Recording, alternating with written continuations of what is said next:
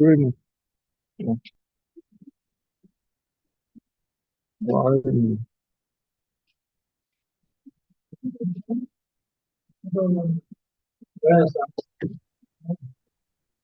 Good evening, all. Hello, good evening. Good evening. I hope you can hear me. Yeah, good evening, sir. We can hear you. Good evening, sir. We can hear you. So, Miracle, please run through the format while we wait for other people to join. And so let's take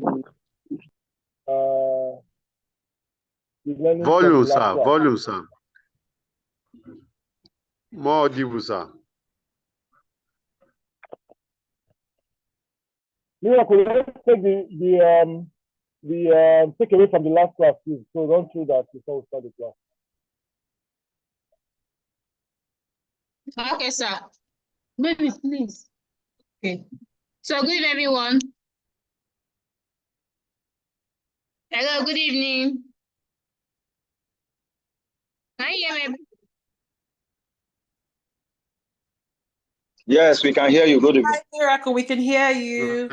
Okay, thank you. So, I just love 5 people to give us take home from last week, so we can start today's class. So, who is going first?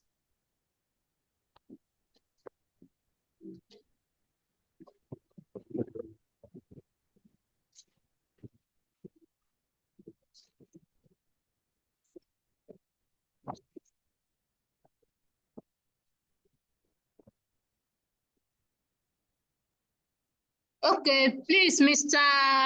Alabi, can you give us your take home for last week?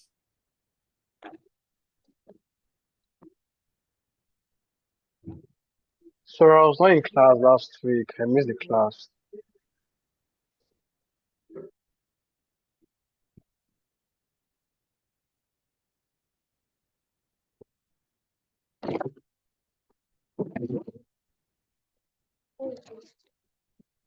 Okay, Mr. Alabi, I'm with you.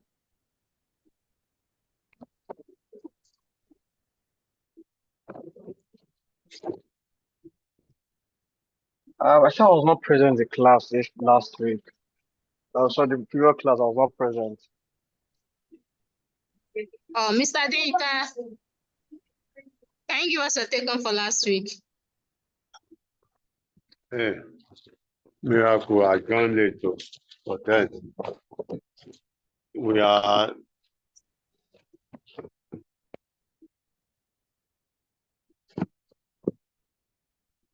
Hello. Hello, please. Yeah, I'm with you. Yeah, I joined the class late, but then what I grabbed there, I think we talk about the building code and regulation. And we try to look at the regulatory body about that concerns the built environment. We talk about this Federal Ministry of Housing. These are regulatory agency. We talk about Environmental Law Protection Board and some other agency. And as well, we mentioned that for every building, there must be compliance. We must be compliant with the regulatory body, whatever as a facility manager that we are doing, that we must be compliance. Well, let me stop there, Sha. Thank you. All right, thank you very much. So I'll have Mr. Aremo to give us his take home for last week. I didn't pick it very well. Mr. Justin Aremo, are you with us?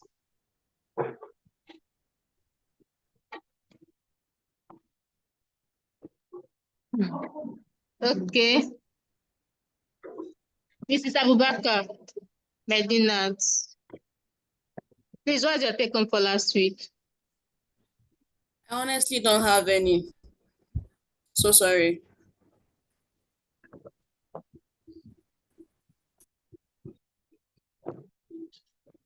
Well, let me just add more also. Hello. I can hear you, sir. I'm with you. Yes. Also, I remember that we said for us to acquire asset, there are some certain things we need to consider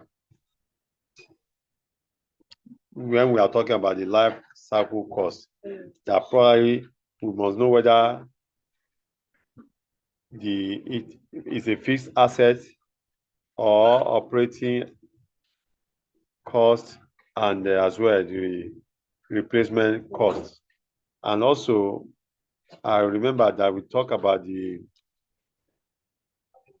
when you know the life cycle of assets, it helps us in our operations so that we'll be able to know the cost.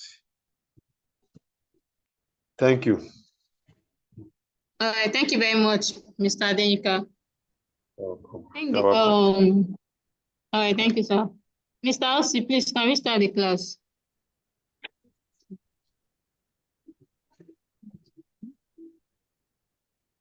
And Elsie, can you hear me? Good evening. Okay, thank you.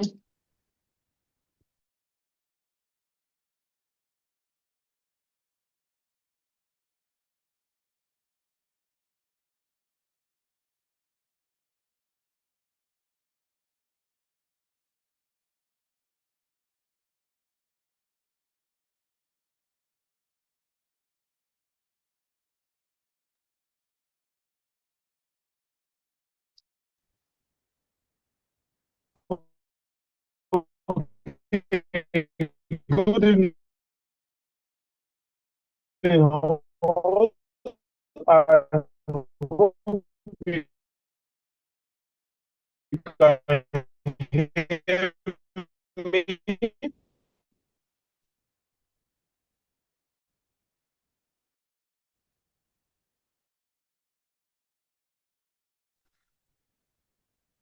We can't hear you, sir.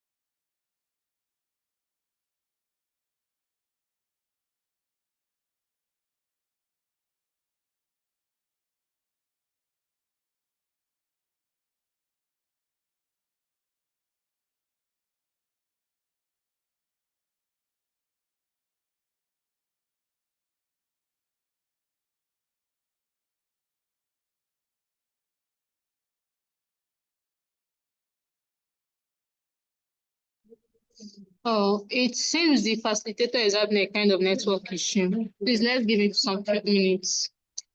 So while we wait for him,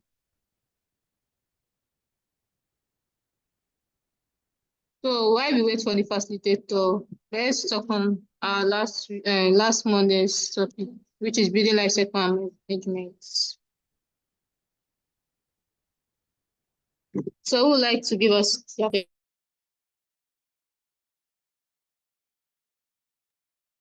Sorry, please, what topic are we treating today? Today we are going to discuss about space planning. Can you hear me, sir? Okay, yeah, thank you. Okay, sir. So, sir, can you give us your take home for last week? last Monday.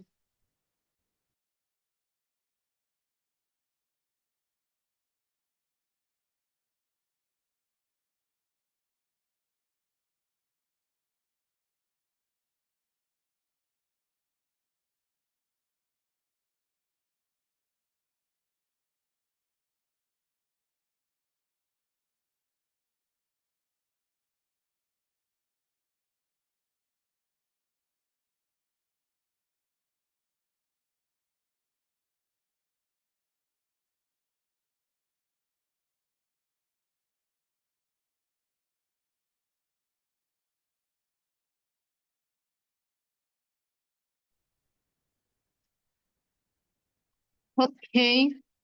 So, Mr. Samuel,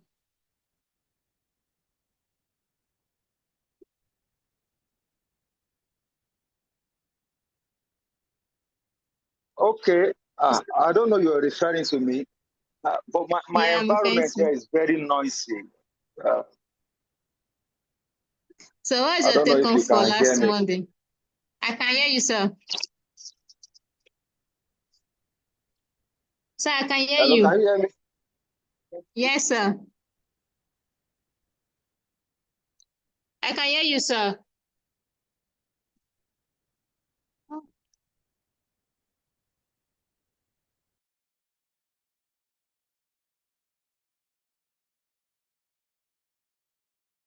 Hello, sorry, can I contribute later?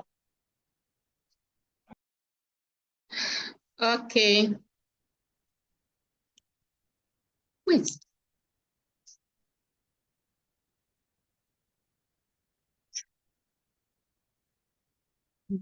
Mrs. Bukola.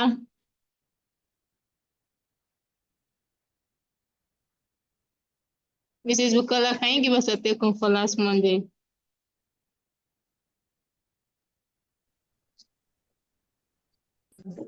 Hello, good evening. Please, I wasn't Good in the evening, ma'am. class last week because of the poor network. I couldn't hear Oh, very well. Even now, it's still fluctuating. And I'm trying to look for a place to stay so that I will be able to have a good network. okay, ma'am, no problem. Thank you. You're welcome. Thank you. Okay. Sir, Mr. Kingsley. Mr. Kingsley.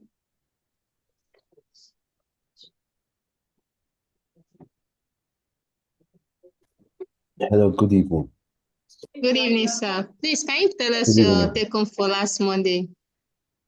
Okay, I learned about life cycle cost. Can you hear me?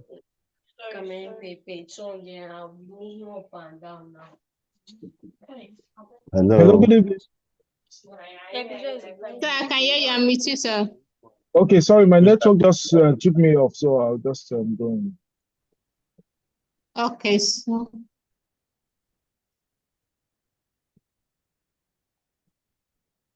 Please, Miracle, please make me host so I can share my screen. I did that, sir. Can share your screen. Okay, good evening, all. Sorry for the connectivity issues. I trust you can hear me very well. My name is Osi Egbia here. I'm an architect by training, and I've been doing that, being in the building industry for well over 20 years now.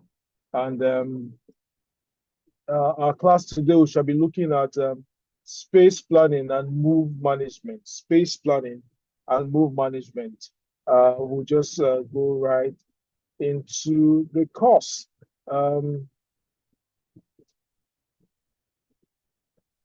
At the end of this course, we expect that we should be able to explain the need for proper space planning and also identify the different space allocation options. We expect that you should be able to understand move management and then explain the key elements of the move process, which of course we'll go through the class this evening. The course outline, we'll be looking at the introduction, which will tell us what, just a brief summary into what we are doing this evening. and then we'll look at the need for space planning. We'll go to space planning processes. We also check out space allocation options, move management, key consideration for the move process, and then we'll conclude. By way of introduction, sorry, I hope you can see my screen, please. I hope you can see my screen. We can see. Yes, sir, we can see your screen. Okay, great. Space planning is the process of analyzing how space is structured and rooms will be used. When you have a space, the process in which it's broken down into the different parts and the use is what we call space planning. It's also the process of designing and organizing the layout of a building to optimize its utilization. Every piece of real estate normally should have a cost attached to it. And whether you use the real estate, whether you optimize the use or optimize the utilization or not, it tells on the bottom line whether it is something a real estate that you have rented or what you have built by yourself. When you do the proper analysis, you will know exactly how it affects your bottom line. A good space planning considers possible space uses and ensure that they are used efficiently. The process results in a space plan, a drawing that identifies the need and requirements, or rather the needs and required elements of spaces. The way a space is planned always determines its use and its purpose. It is important that the facility manager knows the basic requirement for different spaces as it relates to its use. The efficient and effective way a space is used is key for a facility manager, as it helps him or her know if the space is fully utilized or not. Every space has a use, and the way that space is configured actually affects the use. If you go into peradventure, you're about to get a new apartment, and you go with the estate agents to go and inspect the apartments. And once you get into the space, most often than not, you will know that, oh, this is the living room. Yeah, this area is as like the dining area. This is the kitchen. This is the bedroom. This is like the master bedroom. These are the toilet. This is the guest toilet. This is the guest room, and all that, and so on and so forth. Why do you know these spaces? It's because of the way the spaces are configured. The elements that are placed inside those spaces helps to define its use. And for you as a facility manager, it's very key for you to know the elements that defines the use of every space. In most of our new generation offices, flexibility is becoming a key requirement as organizations are continually changing the way they work. The facility manager needs to become familiar with the way the organization is moving, and then ask himself the following questions. Is this present space well utilized? Do we reduce or increase the amount of space being used? That's one of the questions the facility manager is expected to ask himself. Is it possible to renegotiate the current lease in terms of pricing and other agreements?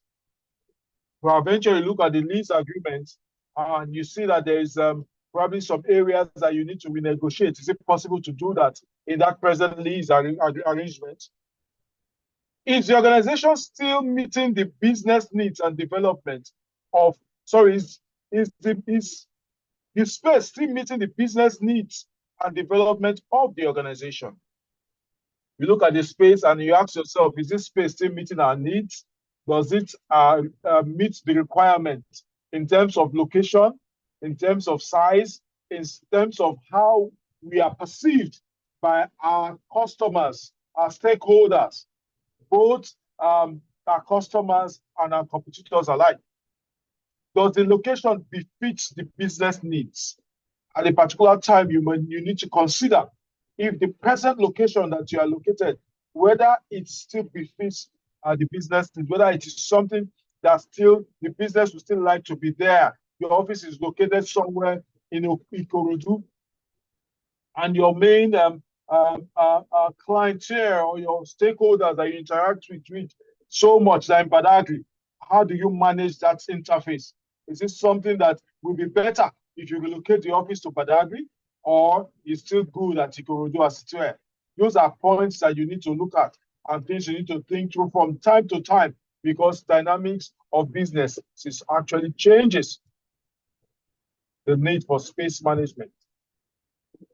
We shall consider the needs for space management under the following subheadings: legislations and standards, churn rate, space utilization, accommodation standards.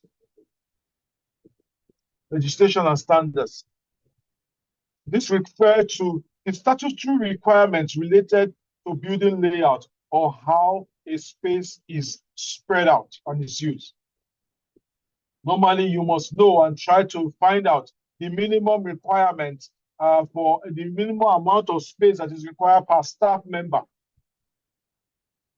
so that you'll be able to understand how to plan and manage the office better. You also look at fire safety arrangements. Do you have enough smoke detectors in the building that triggers off, or do you have enough firefighting equipment in the building? Fire extinguishers, or you have sprinkler systems or FM 200 or whatever fire safety provisions are there in the building. You look at the lighting levels. Are the lighting levels adequate? Do you need to improve? Do you need to reduce? Signages. Is the building well delineated? Is it well annotated? All the places in the building, are they well annotated so that people know exactly where they are or where they are going at every point in time? You have directional signs that sends people through the building so that they're able to navigate themselves through the building without any stress. Ventilation requirements. Is the building properly ventilated? Do you have good both natural or artificial ventilation, such that the spaces are not choking? You have enough good air that's circulating in the space, so that the space is good enough to house people. As an office. Thermal control. Look at the heat and the cooling of the spaces to be sure that they're optimally cooling. And the basic requirement in terms of cooling is met by what your provisions are. Welfare arrangement. This will have to do with the toileting facilities and all whatnot, vending, making provisions for drinking water and so on and so forth. Do you have that provision in the building? Do you have good water? Do you have good toilet facilities in the building? Is it possible to make provision for a kitchenette where people can eat, or to provide a vending machine where they can have snacks so they don't have to travel so much out of the building to get those snacks during work hours or thereabouts? Next one is churn rate. In many organizations, office layouts are subject to frequent changes. It is expressed as a percentage of the staff move during a year, a measure of the number of staffs moving out of a company or organization over a specific period.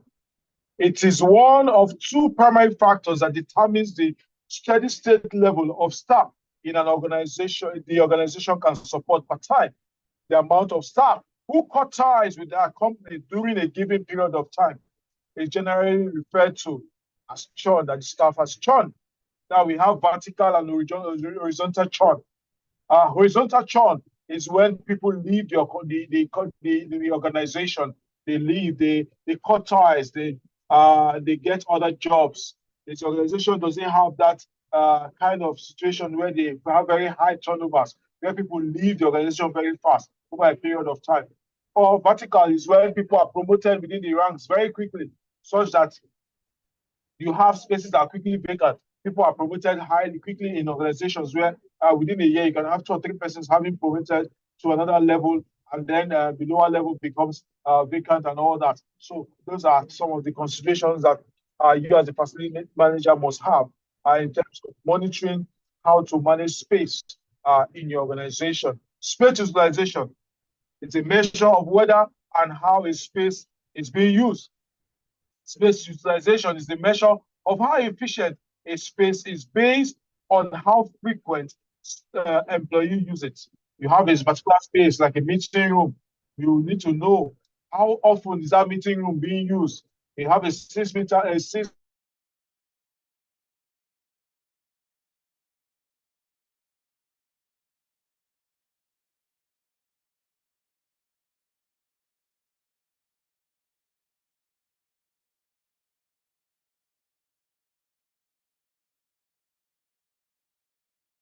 The occupancy rate has to do with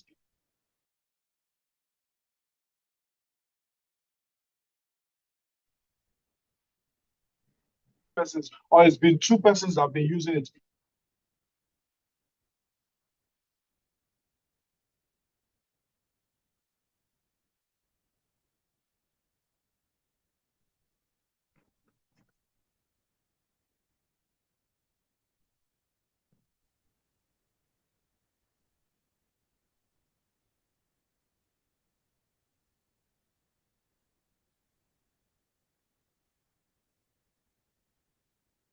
So those are things you need to look at as the facility manager to be sure that you can manage the space, that the spaces are used as at when required.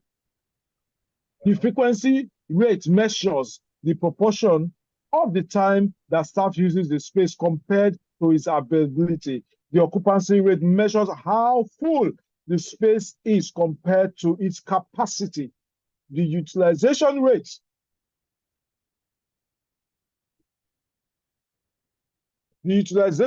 can be assessed in both the actual use and the predicted use of the space. Steps to measuring office utilization enables establish a baseline of current utilization, consolidate locations, and renew lease for just in need basis, optimizing the use of the remaining space to maintain productivity and competitive advantage. Normally, if an office is too big, people become lazy and they are not able to work properly. And if an office is too tight, people become so choked up, they are so distracted and they are not able to work. So it is important that you get the proper utilization of your office space to be sure that all the spaces that is allocated is properly used. Give an example. You have an office space that is supposed to seat 100 staff, and most part of the year, you are only able to house about 30 staffs. It means that that space is underutilized. And most at times, most often than not, you will find out that the 30 staff that are even coming to work will be as productive as when you have the space fully utilized. They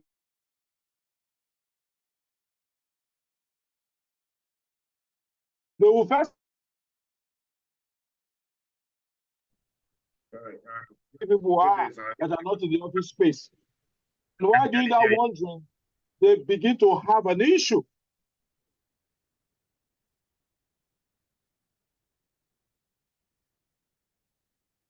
While they are wondering in those spaces, they have an issue, and then they are not able to meet up with the requirements that they are supposed to be able to deliver for the day. So it affects productivity. Accommodation standards.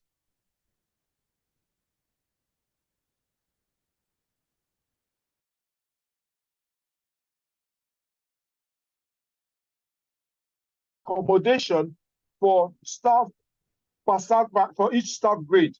No, normally there are some offices that do standardization per level. Each level that you are, if you are a entry level staff, You have a particular space that is allocated to you. If you are a high-level staff, you have a particular space that is allocated to you. And organizations do that, where they are able to allocate space. Maybe entry-level staff, you have a 3 square meters. As you become, let's say, an associate manager, you have like a 9 square meter space allocated. You become a manager, you have 12 square meters. You become a senior manager, you have 15 square meters. You become a general manager, you have 30 square meters. You become an executive director, you have like probably 50 square meters. And when you become the MD, of course, the MD space is as much as the office can provide for the MD. So normally, organizations normally have this graded system, which is tied to their the company organogram. So this is used to manage the different spaces for administrative purpose. The administration staff may work in open office plans. Managers may have individual offices sized on seniority base, like I've mentioned.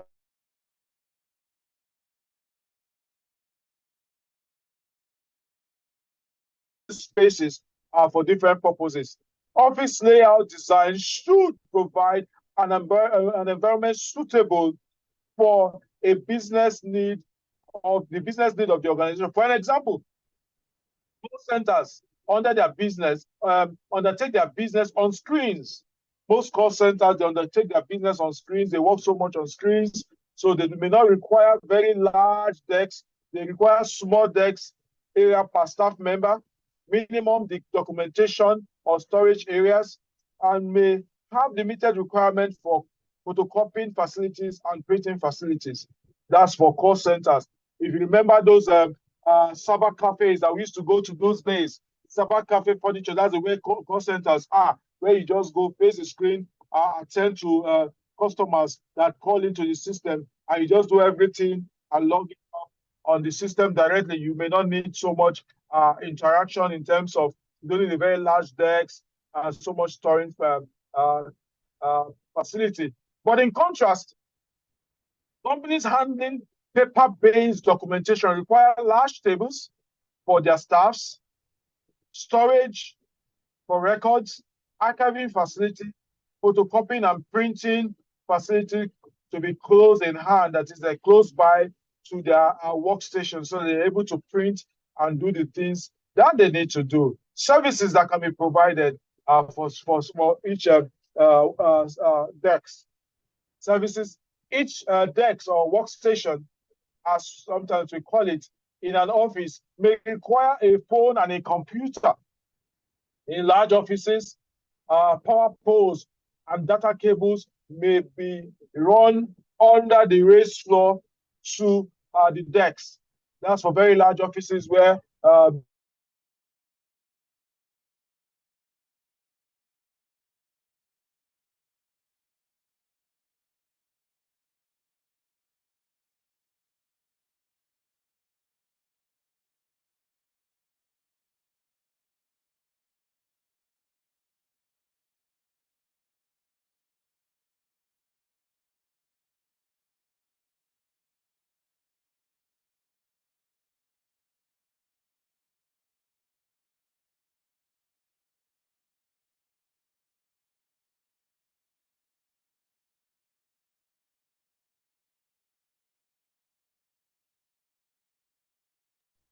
I can't hear anything now.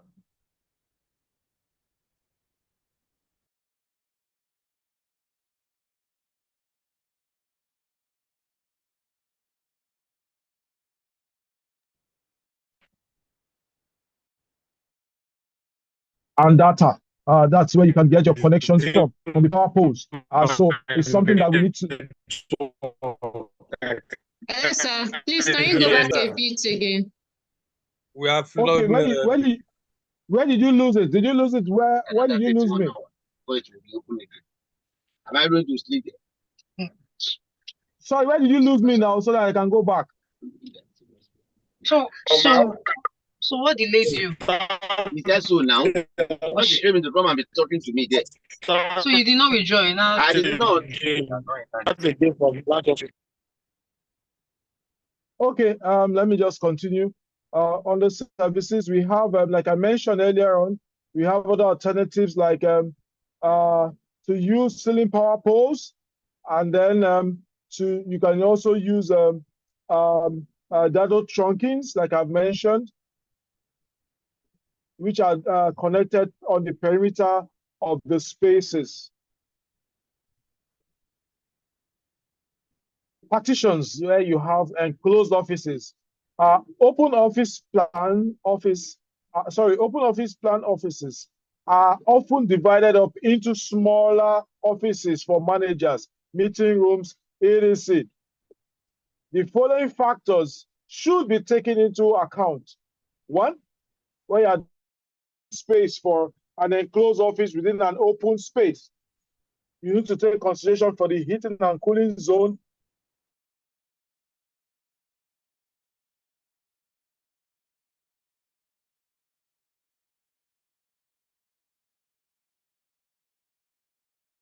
data cable connection to be sure that you're able to connect properly.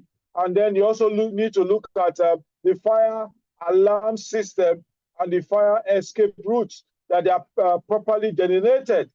You also need to look at sound control, the acoustics for the spaces, to be sure that the spaces have good sound attenuation.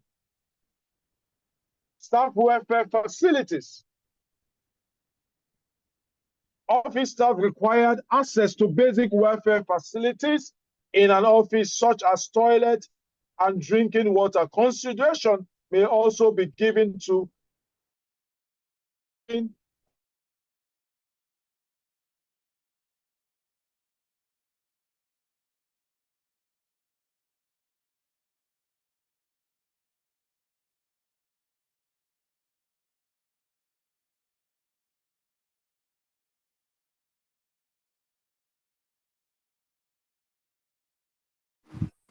I think you have to tell the facilitator to check his network, because we cannot get best of this class without a good audio, please. Miracle, please help us on this. You are very correct, honestly.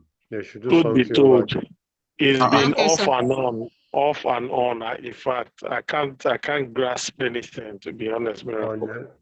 No, Okay, that's so I'll let just you know. Hello, can you hear me? Sorry for that.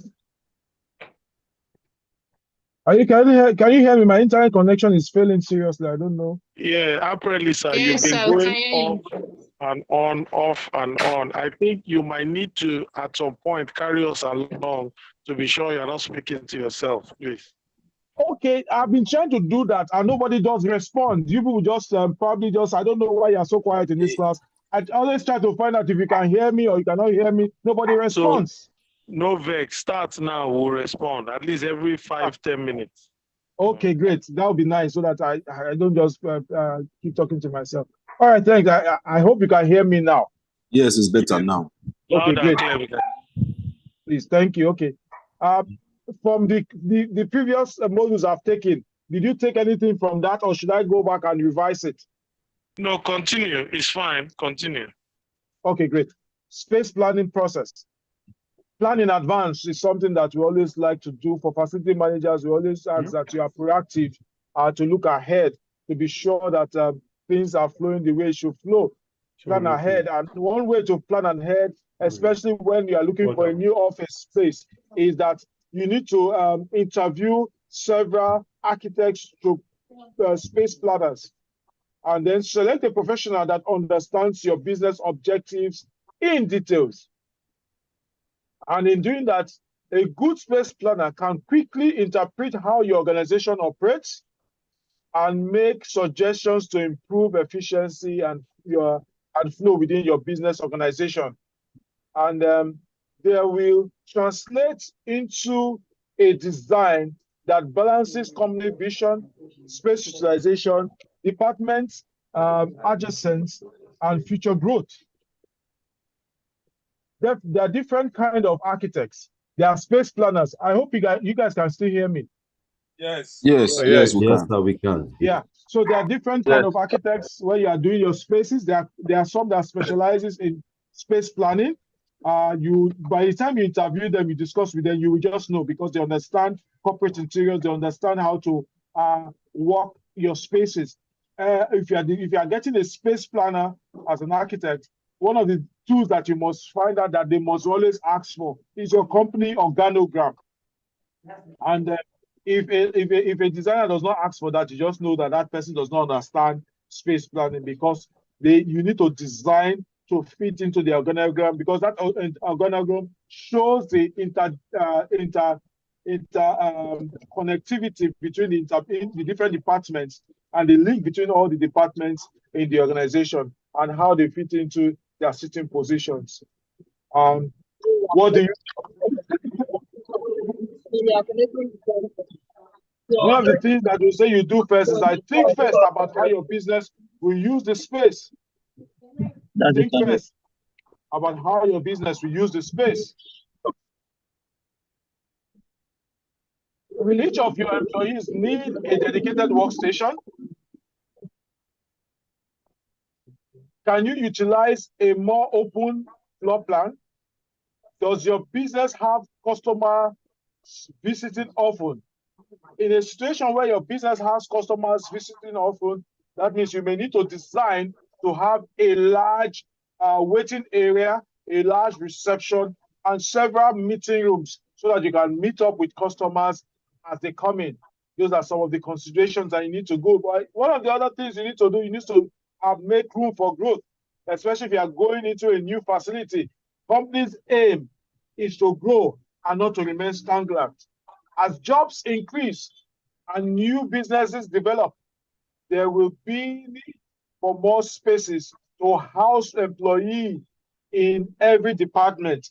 Expansion options should be considered when negotiating a lease. When you are looking at a lease, especially for off-purpose built offices, see where it is possible to get expansion when you are doing the lease so that you can manage that aspect.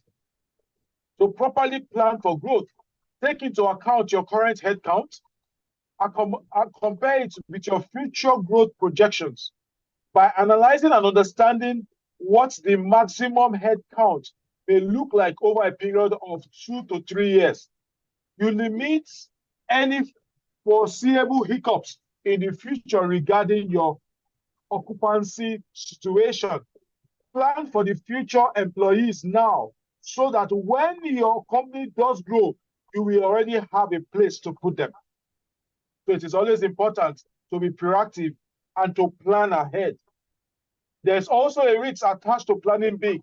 And one of the risks is that if you are not able to meet your growth goals, projections, you may end up having too much space in the office. And how do you manage that?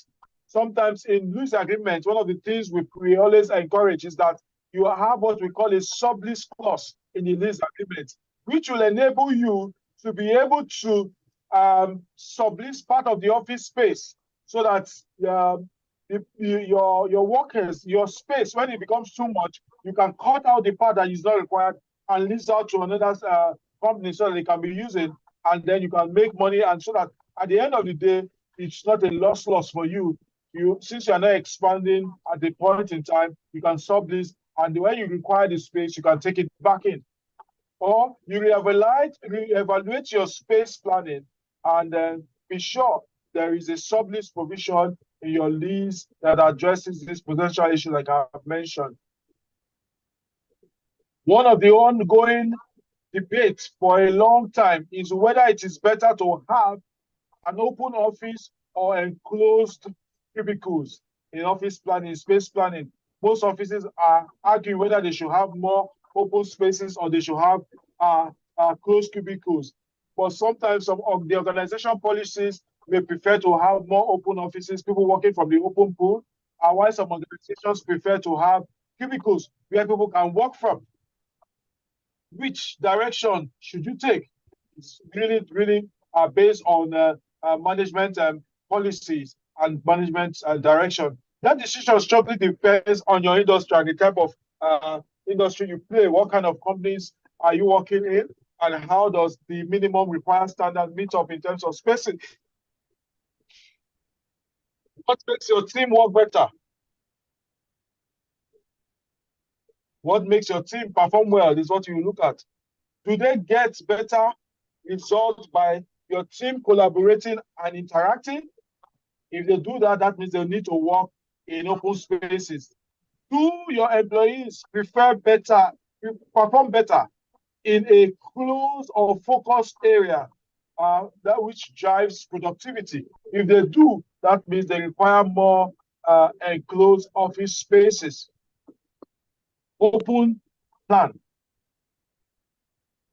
The use of large and open space and minimize the use of small enclosed rooms, such as private offices. That's for open plan. You have everybody sitting in the general office pool, and then it reduces the enclosed offices. Each of the different parts has its advantage or disadvantages. Can you guys still hear me? Yes. Okay, great. Doing well. Yes, we are hearing you, sir. Oh, great. Thank God. Evaluation of open office. Neither open nor closed offices are perfect for all situations, for all individuals or all company types. The right balance is required. Any office design is likely to involve trading offs for the workers, some positives and some negatives. Advantages of open office.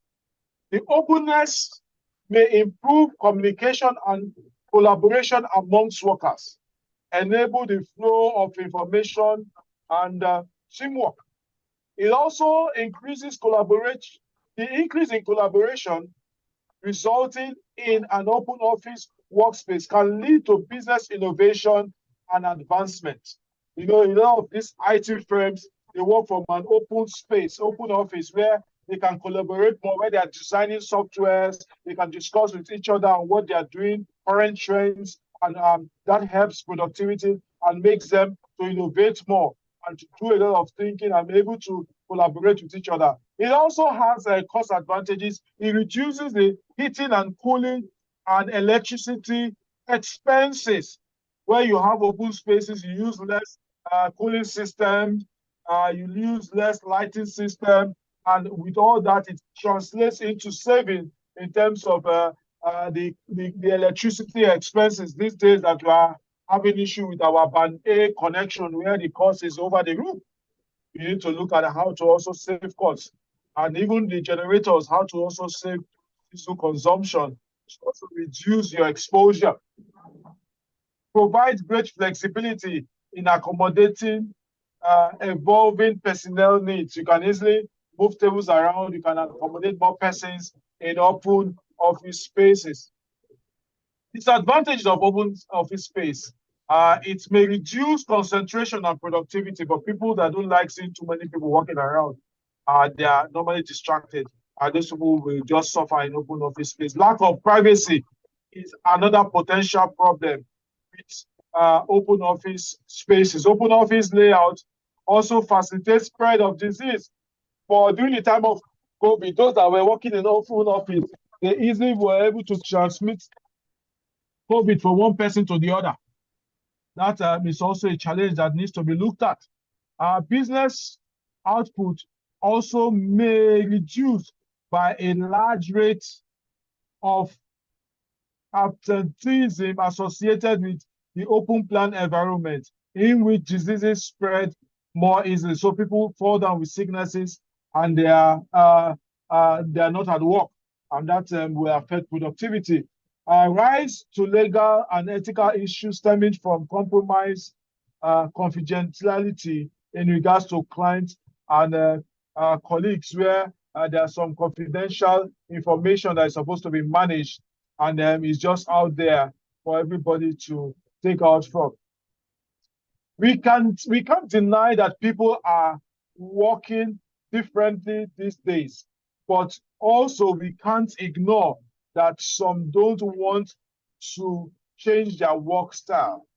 Creating different zones for privacy-focused work, that's quiet rooms, and open space for your team to interact is a good solution for addressing alternative working system, just to give a balance to the different working systems.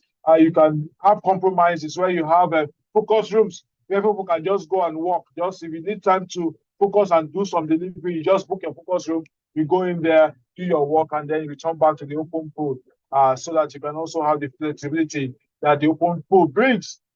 Going remote. This is no longer news. This is no longer new to us. This is where with working with a group of cloud computing, many businesses have begun utilizing remote working plans where they have their servers and people can work from wherever they are. To give their employees a bit more freedom to work from home or anywhere away from the office. If your own company has a remote working policy, consider the space utilization ratio, consider the percentage of time the employees spends in the office, and see how you can balance that to reduce the number of people that are at the office per time. A good idea may be to include an area where is flexible with movable furniture. Special considerations can be given to rooms of specific use, such as a large lunchroom, breakout room, or a private meeting area.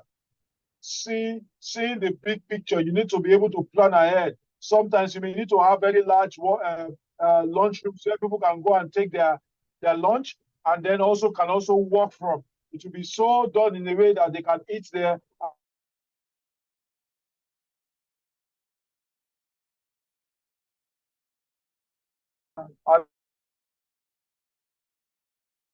This model is a space allocation. Hear me.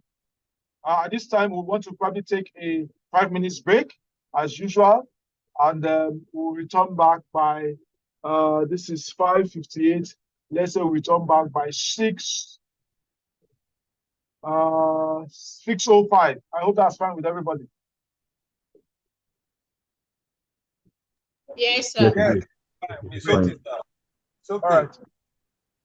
All right. What you say? What?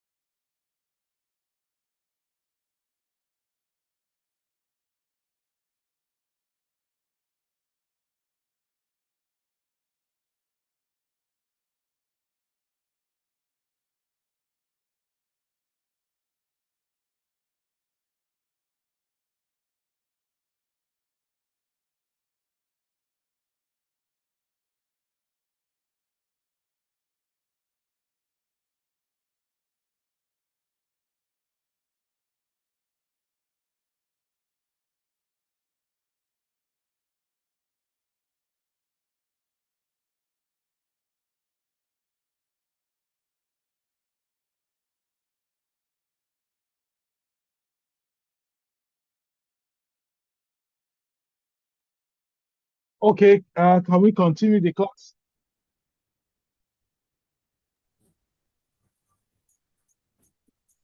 Can we continue? Can you hear me, guys? Yes, sir, Yes, you can sir, we continue. can. Okay, great. Space allocation options. Space allocation options. One of the options we have is what they call hoteling. Hoteling system is just like you're going to an hotel to book a room. Normally in the office, you can also do that. The method of office management in which workers dynamically schedule their use of workspaces such as desks, cubicles, or office. An alternative approach to the more traditional method of permanently assigning seats. Hoteling is the reservation based on assigned seating. With hoteling, workers are not assigned to their own desks. Instead, they reserve a desk for their temporary use for just the days they are expected to work in the office. Normally, in hoteling system, you will book for your workspace ahead. Normally, like every week, if you're going to go to the office, you will send a message to admin and say, "Oh, admin, I'll be working in the office next week for 7 days, for 5 days, for 3 days."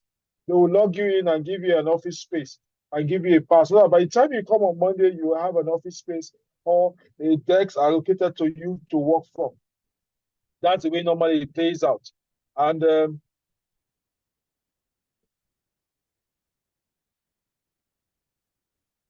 that's the way it normally plays out. The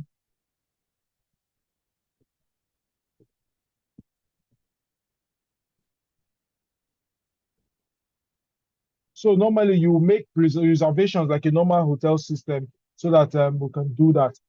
Benefits of hoteling system, save cost on commercial real estate. In such an office where you operate hoteling system, you may have a staff membership of probably like 80 persons, and the physical office can probably sit like 40 persons, so that the other people can work from home. Part time, when you need, they will call, and when the space is not available, you tell them space is not available. When the spaces are available, they book for it, and the spaces will hold. Creating opportunities for staffs to mingle and collaborate. Collaboration is more in the learning system because you meet different staffs at different levels. Another space allocation options is the hot dexing system. An office organization system which involves multiple workers using a single physical workspace or surface during different time period. Hot desk is often found in workplaces where with flexible schedule for work for employees. A primary motivation for hot desks is cost reduction through real estate, through space saving, 30% in some cases. It's valuable in cities where the cost of real estate is very high. Now, for hot desk system, it's similar to hoteling system, but this time you have the hot decks where anybody can work at any point in time. But the workers have different time schedules. Maybe they have shifts that they work in shifts. Some people may resume 6:30 a.m. and work till let's say 2 p.m. Another person will pick up from 2 and work to like 6. So they work in the same office space but different schedule time, and they still use the same decks. Those decks is called hot dexing system. Another option is telecommuting, a work arrangement in which employees do not commute to a central location, a central place. Many telecommuters work from home, while others use mobile telecommunication technology to work from cafes, coffee shops, and other locations. Telecommuting is used by office employees to work while on vacation, and it's just a similar operation that we have here where you are working from home and the ability to be able to work at different locations. These days, you can be on vacation and still work.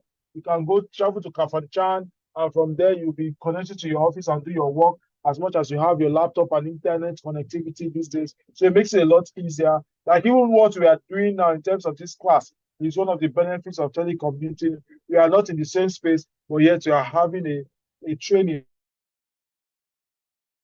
Can use. Some of us are not, some people are together while some are not together.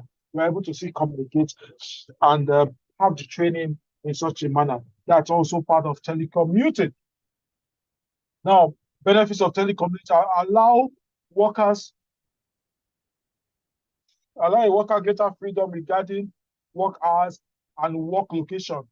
Gives employee more flexibility to balance work and personal obligation. Often, working from home can actually make you more productive because you do not have the distraction of an office space. And sometimes you don't even waste your time running on the transportation system that could be very bad when there's so much traffic. Breakout areas. A current management fashion involves at least partly inventing the office. In such environment, workers no longer have to have their own desks or workspace.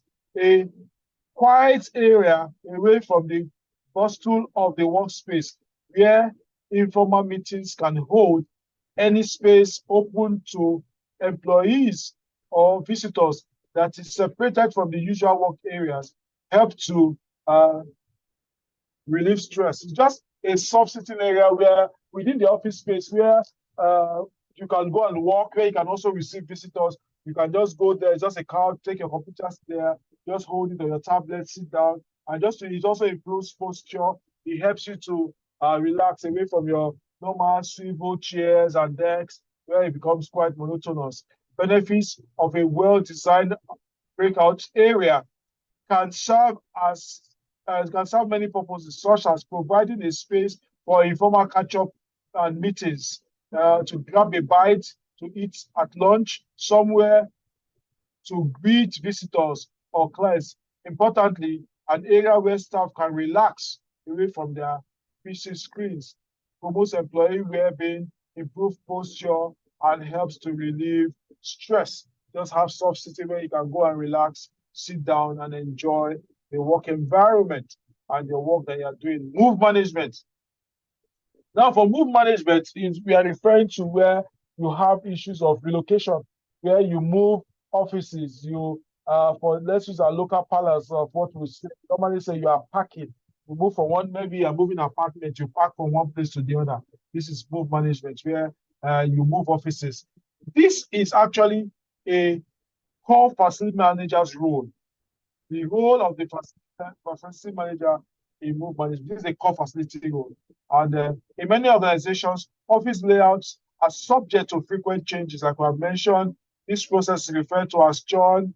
These moves are normally planned by the facility management department. It's a core facility management role. So you need to understand this and understand it very well so that you do not have issues when you are doing it or whenever it happens in your office. The facility manager plans for the following: the minimum amount of space to be provided per staff member, the fire safety arrangements for each of the spaces to be sure that the new spaces that you are going into is safe for workers to work, so that you don't have issues where the place becomes unsafe. You need to make provision for the lighting levels, that you have proper lighting levels in the office so that people will be able to see and not come to the office to sleep. You make sure that you choose the proper lighting for each of the workspaces, each of the office spaces. You choose the proper lighting so that the place is well lit enough for people to work, so they don't think they're in their bedrooms. Ventilation and thermal control. You make sure that the places are cool enough for people to work. They have the appropriate temperature to be able to enable them work comfortably, not too cold and not too hot. Making provisions for welfare arrangements such as toilets. Make sure you have adequate toileting facilities, and so that people are able to ease themselves during work time so they are not bothered. Reasons for the move. When there is a move, there's always a reason. When you are changing our office, location, there's always a region. One of the reasons is for expansion and growth, sometimes to reduce cost. Maybe the cost of real estate at that point where you are is too much, so you're about to reduce the cost. And sometimes it may be because you want to consolidate all the different offices. You have offices scattered together in different areas, so you want to consolidate it. Or you decide that the lease has expired and the owners of the building are not renewing the lease, so you are probably going to get a new space for that. And probably you're looking at access to new markets. You want to move your office to a point where you're able to access new markets. Reorganization or for better facility, you feel that the present facility that is being used for the office, the management feel, this office is has grown more than this space. We need a better facility. That can be a reason for the move. And also to enhance employees' morale. You want to build a morale that you want to encourage them that they are working morale. You look at the office space and they are trying to enhance their morale so that they are working well. Improve your brand perception. You're able to say, okay, our brand is growing better. We need to position ourselves in a place where we can be seen properly. Upgrade technology. You want to get upgrade technology, like you're an IT firm. You feel that you need to be amongst the hub where there are probably serious IT, and the IT hub in Lagos now is somewhere around Yaba and Victoria Island. So you may probably want to be around that hub so that you get all the facility that is required. Be closer to clients and competitors. You want to move closer to your clients so that you're able to reach out to their needs and meet their needs as they come. Factors to consider when vetting a new office space. You are going to check with the you have agents that are taking you to go and vet office spaces. Look at the power and cooling system. Make sure that, especially for purpose-built offices, ensure that they have good power in the building and the cooling system is good. Electrical systems, you are sure that the electrical system is good. Check all the connections. Check the DBs that you don't have any issues in DBs where there's burn sign, where their wires are burnt off or something, or the breakers are bad. You need to check all that for the new office. Where you have seen any indication that there's been any fire in terms of electrical, you may need to take a second look at the building or plan to change the wiring system. Plumbing system, check the plumbing system that is good, that you don't have leaking pipes anywhere, so you don't go there and you are suffering as a facility manager, solving problems from plumbing issues, which is always very difficult. Waste disposal system, make sure that you have good line in for waste disposal so that you are able to, the normal trucks are able to come in to cut away your office waste seamlessly. Sufficient physical space. You have sufficient space for parking and to do all that. So you have sufficient space for natural ventilation for the office building itself. Communication service providers. You ensure that each of the communication service providers have good network around where your office is. Especially, you take a census of the network that most of the people in your office are using. If they are tilted towards Glo, you make sure that the areas they are going, the Glo network is strong. If not, you have connectivity issues in terms of that. Wireless connectivity, phone and computer cabling system. We also look at the IP based security system to be sure that the CCTV cameras and all the required coverage are properly taken care of. So it's something that you need to look at and work around as one of the things you need to be sure is met up during vetting the office. Planning steps. Now, one of the things you need to do, I'll probably ask that you take note of this particular slide, especially if you are going to be moving, if you have a location at hand. These are steps that you need to look at. You need to define the reason for the move. Once you have defined that, get a checklist. We have a checklist somewhere that will show you for the move, which I will probably talk to you on as we go down the class. Know your key dates. Key dates will be also identified. Set a budget. Brief your property agents book your office removers company. Now, there are companies that do move. So I always advise that you get them. Do not plan to do the move yourself. You are going to suffer. Get a move company that know how to manage the move. Get them to come and manage the move, to do it. Pay them and they will do it. And while you are paying them, you need to also get what we call goods in transit insurance, so that it covers whatever thing you are moving in case of damage, accident, theft, or any form of loss, so that the insurance will cover them, so that you don't have to bear unnecessary loss when that happens. Plan your new office design and space plan. Plan your IT relocation, finalize your office lease, and look at dilapidation or restatement for the old office.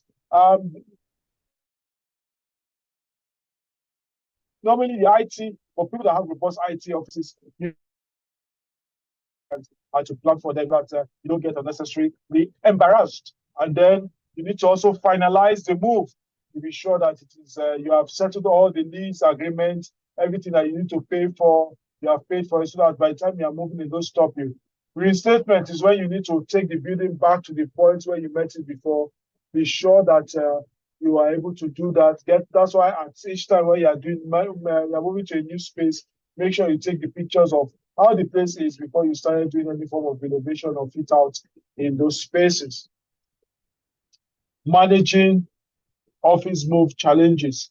Normally, once you are having an office move, there are challenges that come with it. One of the things we say, you should allow plenty of time. Give good time for planning. Plan well ahead, start the planning ahead.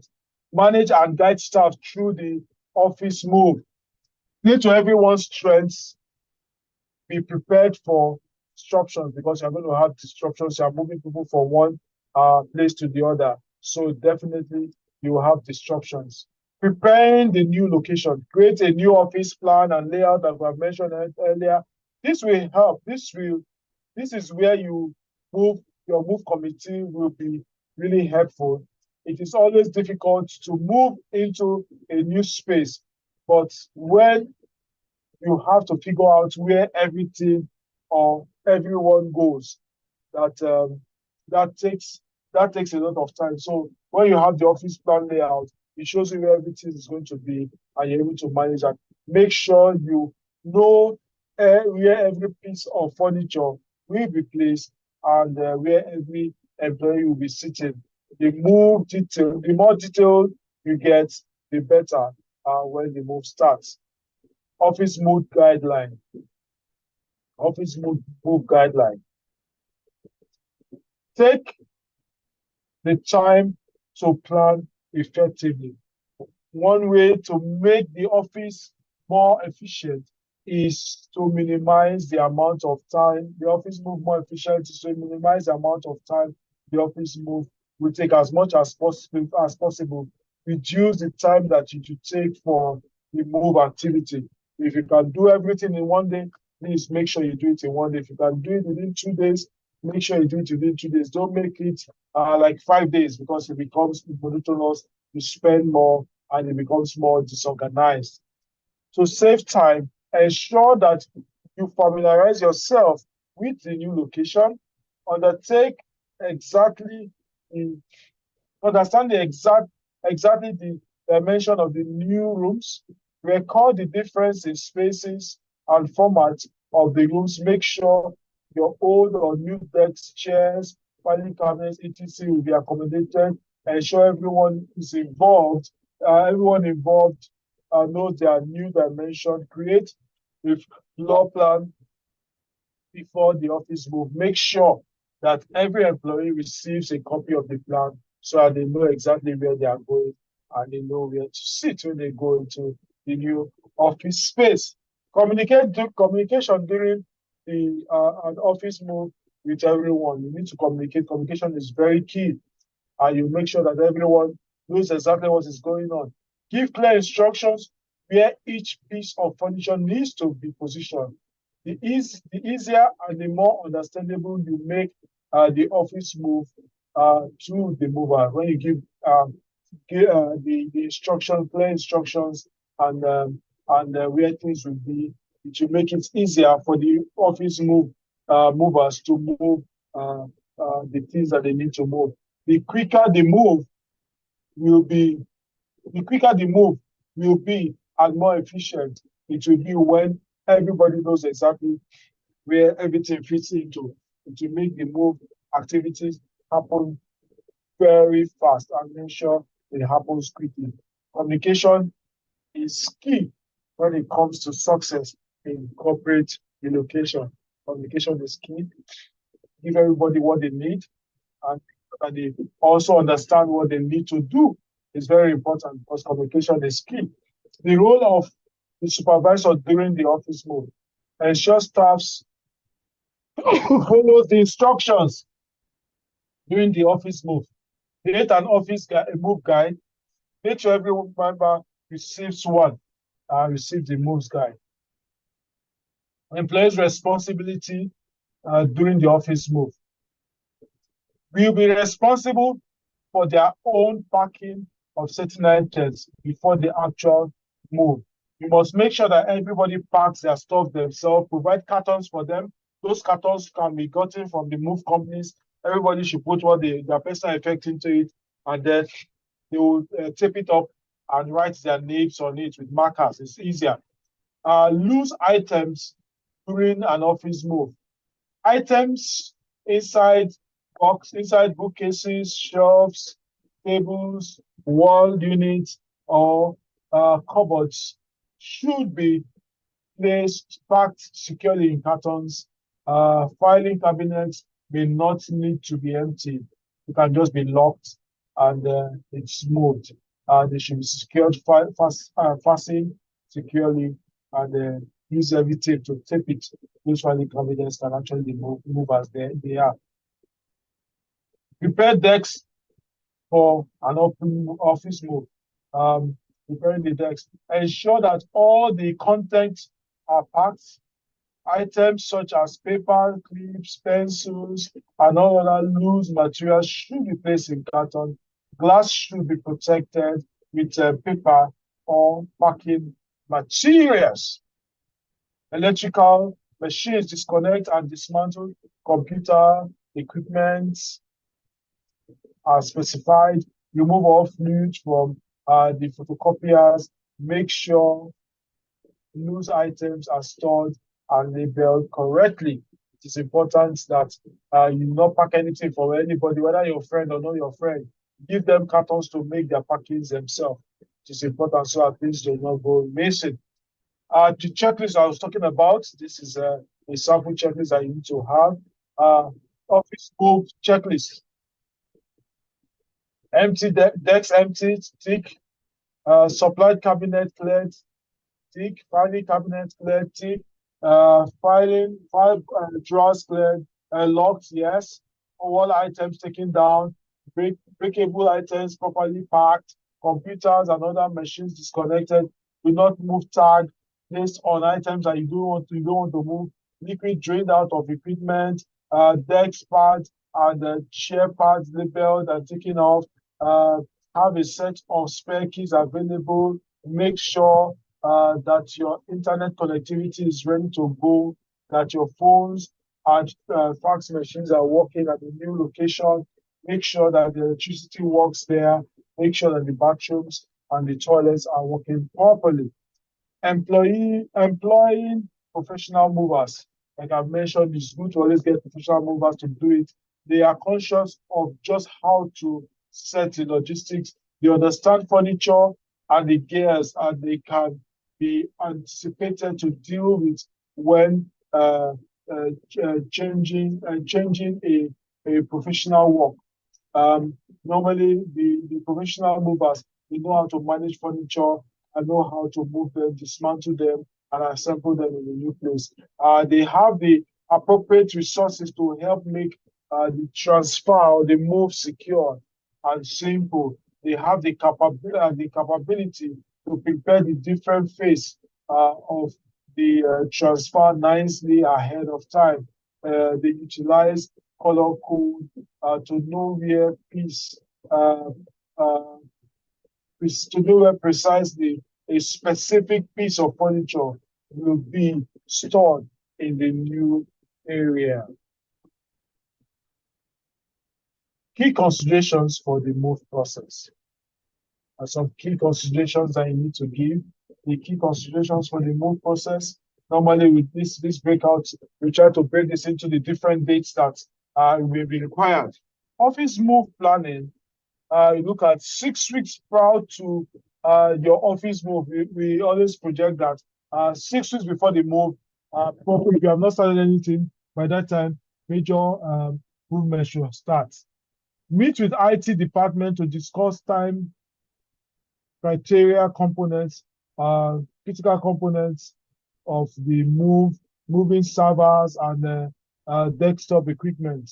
For those that are IT savvy, you need to meet with the IT department so that you know the critical things that they need to move. I normally will always advise that when you are doing a move, especially for an office, that you clone your server room.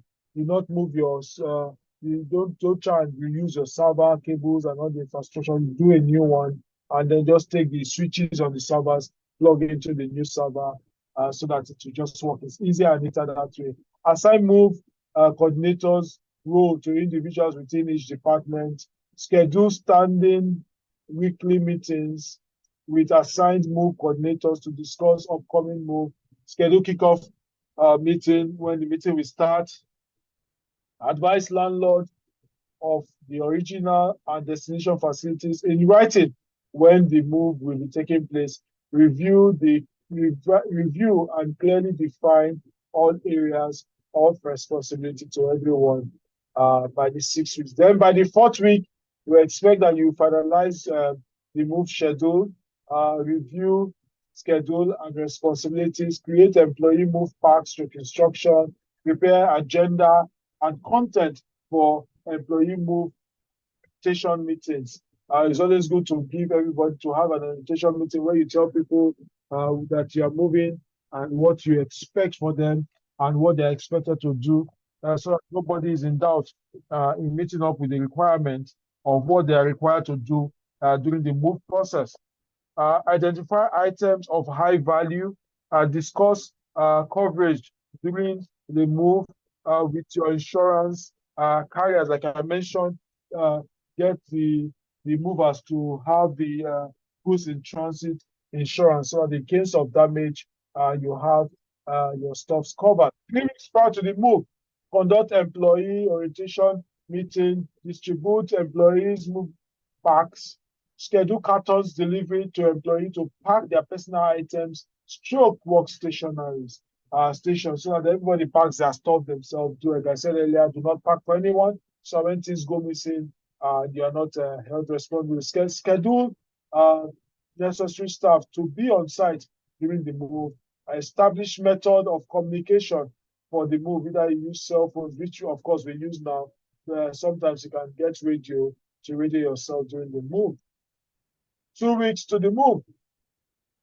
Cartons and labels delivered to those that are supposed to use them. They define the lost and found areas in the new location, so that when you move things there and people don't know where they are going to, just dedicate an area, a lost but found area, where they just put them to the people that has them come to take it over. Create emergency preparedness plan for the move, elevator maintenance, building contacts, contact for IT personnel to suppliers, contact for telecommunication suppliers, etc. Just make the necessary touch by the 2nd week. Then the move week. Confirm all building reservations, conduct supervisors orientation meeting with the supervisors, complete review of the labeling and items requiring special care, work the space.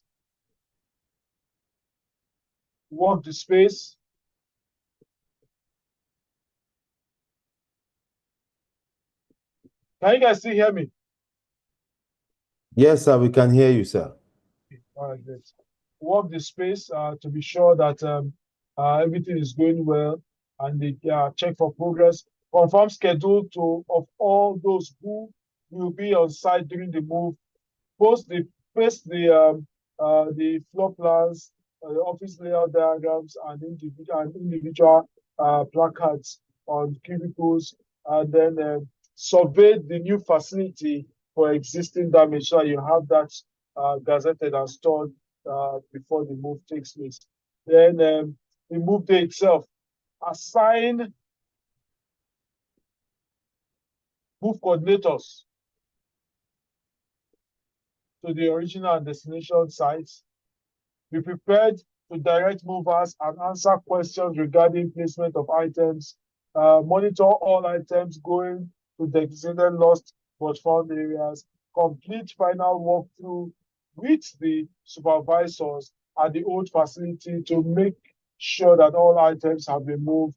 Fine-tune and clean up. Fine-tune and clean up and rearrange at the end of the day. And finally, after the move, manage inquiries from the employees, make lists of items requiring attention, survey for any potential property damage to the space or your assets, schedule follow-up crew for post-move activities where that is required, where you have to go to the space, you check that everything has been moved, and make sure that everything has been complied with, and everything is okay before you finally conclude. Okay, thank you very much. That's the last slide. So we'll take our questions now. If you have any question, probably indicate by raising up your hand so that I can take that, and we continue. Just indicate if you have questions. Thank you very much. Okay. Any questions?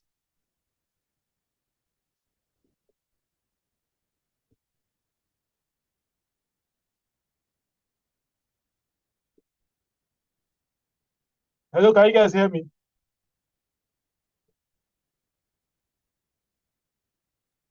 Yes, we can hear you. Okay, great. I'm seeing one hand. Is this Mr. Peter? Yeah, Mr. Yes. Peter, you can unmute yourself and ask your question. Yes, good. Yeah, good evening. Thank you for the lecture.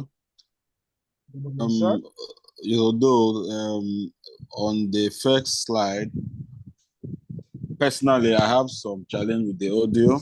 I could not really get some file that you were dishing out.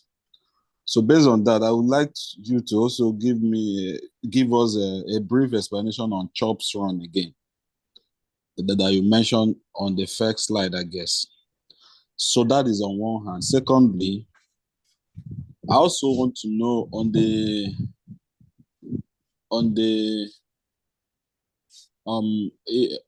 for the employee professional movers, right? Is it like, are there companies in Lagos that does that? If they do, can we be able to have their contact? That will also aid us on this, because we're actually working on something like that.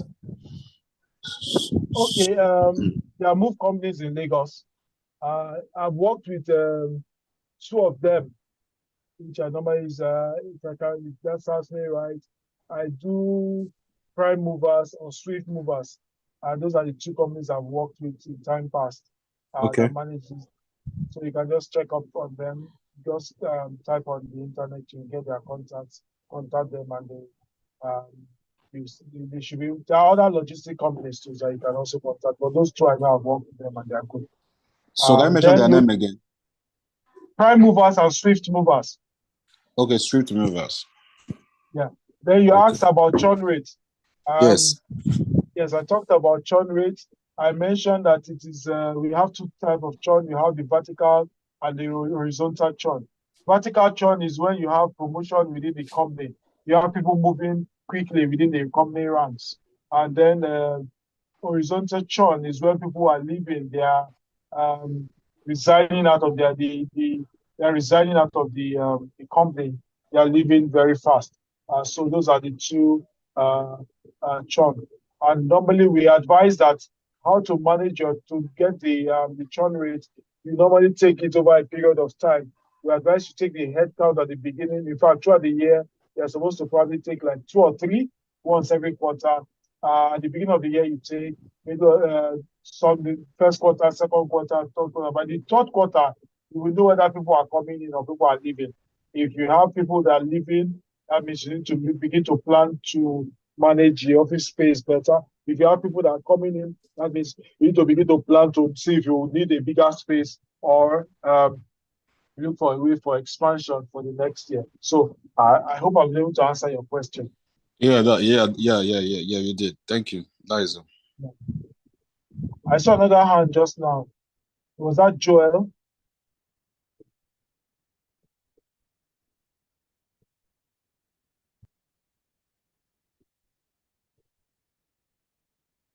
Any other question? Please let's ask our questions. So I hope we are not shy.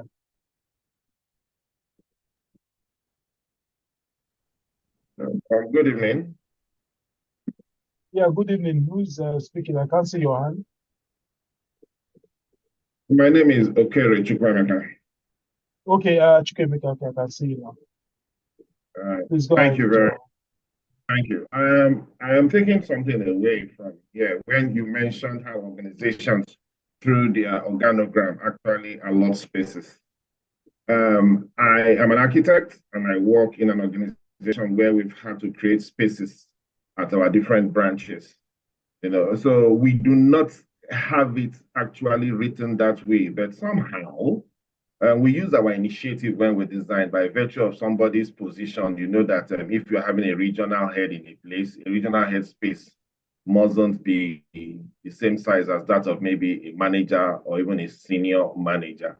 So my point is this: where you do not have such allotted square meterage for spaces, I guess it's also very okay for someone to use one's initiative to avoid any form of conflict.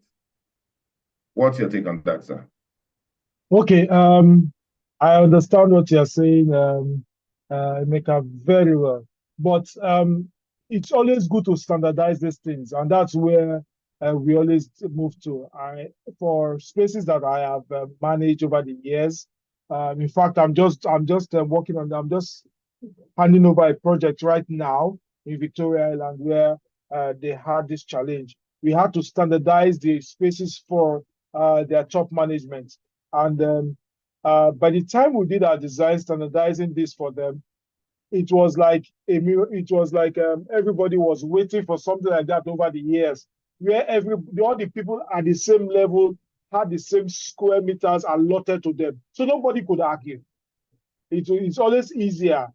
So that once you are getting into that position, you know exactly the space you are having. So that you don't have senior managers saying, my space, I like my space. Like, no. It's not about that individual. It's about the office. It's always better to standardize. However, where you don't have it, you can try to do it intentionally. You use a particular, you just use a project to standardize it, and then from there, you start dispersing it to the different branches as you are beginning to work on them. And by the time you do that, you will now discover that everybody will just know that within the organization, when you're at this level, this is the space you get, this is the kind of table furniture you get, this is the setting of your office, that's the way it's going to look like. Yes, some persons may have one or two additions to their own, that will be on their individual basis. But from the organization will have its own standard, which it will probably give to everybody. I hope I've answered your question, Emeka. Oh, yes, you have. You've just given me the challenge to set the pace. Thank you very much. You're welcome. I can see Alexander. Your hand is up, so you can unmute yourself and ask your question. Okay, so good evening, sir. My question is this: when you were on the movement management, I mean, you said that as facility managers, we are not allowed to handle movements. Apart from the fact that I didn't say you are not allowed to handle movement. I say I would advise that you do not do it yourself.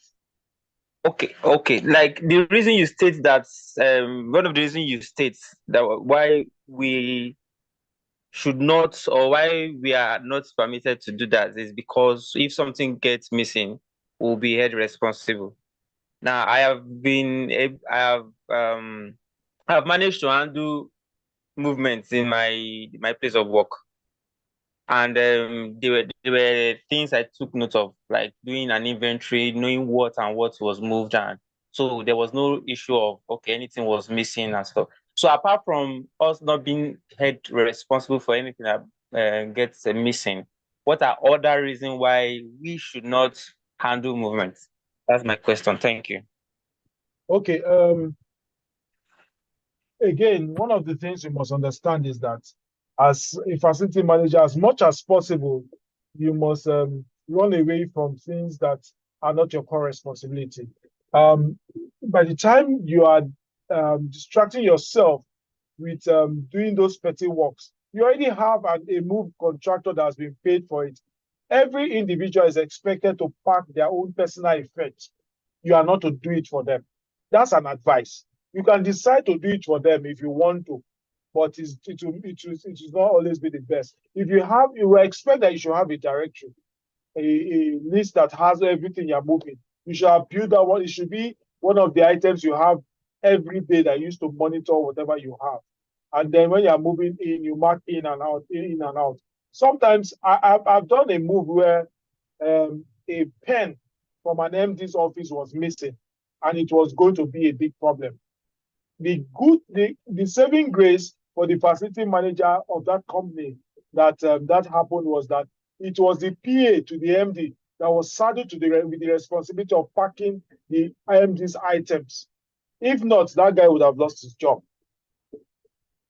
Eventually, they were able to trace the pen because the PA knows exactly where the MD keeps most of his personal things. And by then they found the pen. What was special about the pen is a Modlong. There's a pen called Modlong that most people is a club of people that have that pen. You can't just buy it anywhere, you know. And it's just some for the technicalities and for your own professional working relationship with the people in the office. It's better to stay away from that. Let everybody do their packing. Give them the cartons. They pack all the things they need to pack, labeling themselves. And by the time they are returning, they are the ones that are tearing they are opening it with the opening of the tapes, and they know what they have packed in, and they are going to see. It even makes it easier for the move company to move the boxes that they've already packed and the provisions that they have made. I hope I've answered your question. Yeah, you have, sir. Thank you very much. Yeah, you're welcome. Okay, I'm seeing Adeyinka. Let's take your own. I'm seeing your hand. Good evening, sir. Thank you for the lecture. I just a takeaway that I noticed them. You said that when you are unable to achieve your growth goals under the space planning, that's all better to sublease the space because it reduces costs and bring more money to you. That's one of the takeaway there. Then under the move management, the planning step, you are talking about the checklist. I will want you, sir, to give us the detail of those checklists so that I can guide us in our respective office. Thank you. Okay, for the checklist, it's already in your slide. I'm sure that this slide will be given to everybody, and you'll be able to take that. It's just a sample checklist. You can customize it. You can fit it to the way you want to. It's not one list fits all, depending on your office and what you're working on. It's just a guide that shows you, okay, these are the things you look out for. By the time you go into the slides that they'll share with you, you'll be able to pull out that guide. It's there. It's not something you can take from there and make it as friendly to your own organization or your own activity at that point in time. There are some things that are really there. There are some things that will not be relevant. There are some things that you need to add into it. It's just to give you a guide to say, okay, have everything covered so that by the time you are doing the move, you're not forgetting anything. And like they always say, the bluntest pencil is sharper than the sharpest memory. So sometimes if you have that checklist and you're looking at it, you may help you not to forget the things that you will naturally forget. All right. your question now. Good day, sir. Can you hear me? I can hear you, but it's muffled, but just try. Okay, so thank you for the lecture. My question is in line with the space planning process. On the slide, you mentioned that if we want to plan our process for to generate a space, we should contact or interview architects and then select professionals who understand our business. What if we have our own small scale business and office and we intend to plan it as FMs? What processes are we supposed to take into consideration if we are going to do something by ourselves?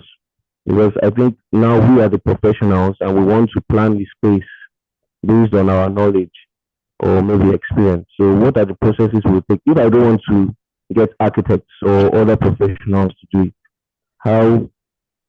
What are the things I will consider if I want to plan a space? Okay, I like your question. You're talking like a typical Nigerian that don't want to pay for services of professionals. Unfortunately, I would not want to agree with you there. It would be nice for you, no matter how small this place is, go and get an architect. You can get one of your friends as an architect to help you. You may not necessarily pay the person. You can talk to the person and the person can assist you and just give you a guidance. But you know why? Because the architects understand spaces and understand the modules. There are modules of spaces that you can work with. If you do it by yourself, you may on paper you may look good, but by the time you are going to be implementing on ground, you may now begin to notice the deformity of not using an architect, because the architect knows the sizes of furnitures, knows the sizes of all the requirements for each space, and he plans with it. I think there was an architect in this. There's an architect in this class. I just spoke with. Somebody said he was an architect that asked the question. That's me, Emeka. That's me, Emeka. Oh, great, Emeka. Do you collaborate what I'm saying at least so that your colleague will know that? Oh, very well. So you need to because by the training of architects, they are trained with there's what we call architectonics, and which gives you the model for building materials. You know the different spaces and how it falls into. It's the architect will not, but is already wired like that. But for you that has not gotten that training, it will be difficult to understand the spaces and how it interacts with each other. You will struggle more. You will take a longer time. But the architect will not even think about it because he's already taught. He has been doing it for years. It's already part of him. So it is better to get somebody like that to just help you. He may not necessarily do all the drawings for you, but you just need to. I think, Gerard, just get a maker's contact and make sure it's your friend so that he can help you in this kind of situation. Okay, I'm asking for the benefits of the general class because I think you should have at least a skeletal knowledge of what it means to plan. Gerard, one of the things that you gain from coming to this kind of training, this kind of mastercraft, is that you have the opportunity to interact with different professionals and also draw from their wealth of knowledge. It will be a disservice for me to say that you should not contact them. No, even for you, if you are an engineer or you're a doctor and somebody is sick, you say, oh, I don't need to use a doctor. Let me go and go to the chemist. And because this person had this kind of system before, tell me the drug you use. Let me use it to treat my daughter. That is almost a remedy for death, because you don't exactly know what is wrong with that child. The symptoms may look like the one that the other person has, and it may not exactly be. That's why even if you go to a hospital to see a doctor, the doctor will refer you and tell you to run some tests so that the treatment is given to you can be customized to you as an individual. That's why I will not say that we should go to that point where you just think that you can do it. You can do it, but you won't do it based on the minimum required standard. And that's not good for you as a facility manager, because if you take on that responsibility, you take on the risks along with it. And when things fail, that is when they will come to you. When things go well, nobody will say anything. But when there is a failure in the system, they will come for your head, because you are not certified, you're not even competent to do it in the first instance. So our advice that even if it's just like what I do personally, I can do a lot of things, but when it comes to giving professionals, I always like to have them do it, pay them to do the job so that they can also take the risks and take responsibility. So when you're even talking, you know that this thing was done by a professional and you can defend it. It is very important that we have that. Yes, I understand what you are saying, that when there's something, you just need to quickly do something. Yes, but it's not always the best. Please, as much as possible, get your colleagues within this training to help you, ask them questions. When give them the space, they will assist you. I trust that you have people with right minds, especially you say it's a small office. They can assist you without paying any issue. But if they're not answering you, please give me a call. I'll do that for you for free as part of Okay, the okay. Thank you very much. I've taken your advice. I will contact the professional. However, for instance, I'm asking this question because I like to have an idea. A friend of mine is building a structure. Okay, so he has a way he has orchestrated the entire ground floor, and the toilet arrangement, the kitchen, and the entire sitting room. And I know there are certain things he put into consideration in the arrangement, the entire arrangement. But I don't have an idea of what things he took, what considerations he took when he put the arrangement. So I'm asking this question. I can have a skeletal idea. He's a professional in it, but let me understand what he's doing. That's what I'm asking. So what processes, what things will I consider if I have a facility or I have machines and I intend to set up the machines, I have a toilet, I have a library. What things do I consider in positioning these things and creating space for them? That's why I'm asking. So I don't have that skeletal or basic knowledge from the processes you have outlined now. You understand? I can't do that discussion in this class because it will take a longer time because you are totally blank, and if I want to do that discussion, it will you can't a 2-hour class will not be able to manage that because I'll have to go back to a lot of things from the bottom and ask you a lot of questions. Now you said there's a plan that you are looking at. You know what? If just talk to Miracle at the end of the class, he'll give you my contact and send me a message. I'll talk about that later. Or if you on the group, you can just put the question. I'll try and answer them. Somebody sent a message under the reasons for move. At what point is the office? At what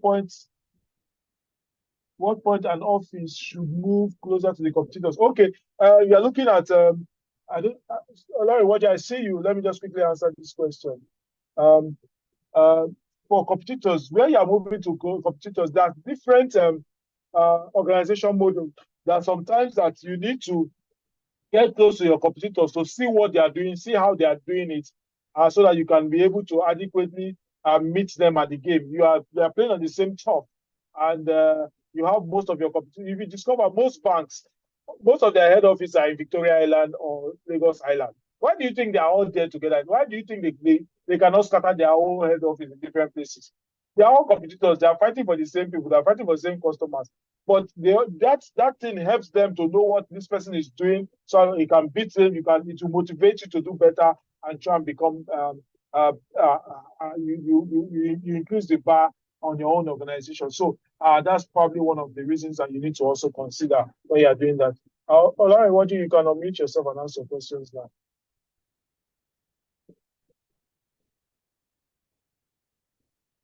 I can't hear you if you are talking.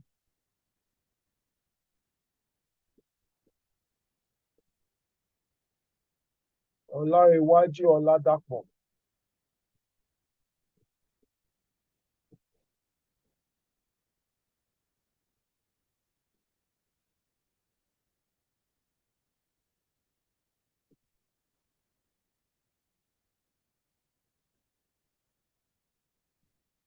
Okay, James, you got it. Oh, great, that's good.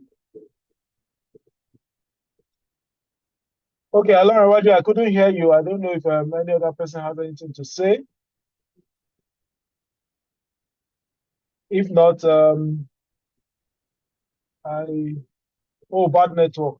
Okay, you can drop your question with Miracle, and you forward it to the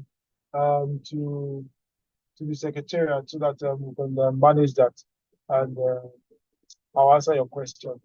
7 o'clock, and I want to use this medium to thank you very much for attending this class. I hope you have learned one or two things this evening. We'll be meeting same time on Friday for the next class. Thank you very much for your time, and God bless you. Have a good evening. Thank you, sir. Thank you, sir, for the class.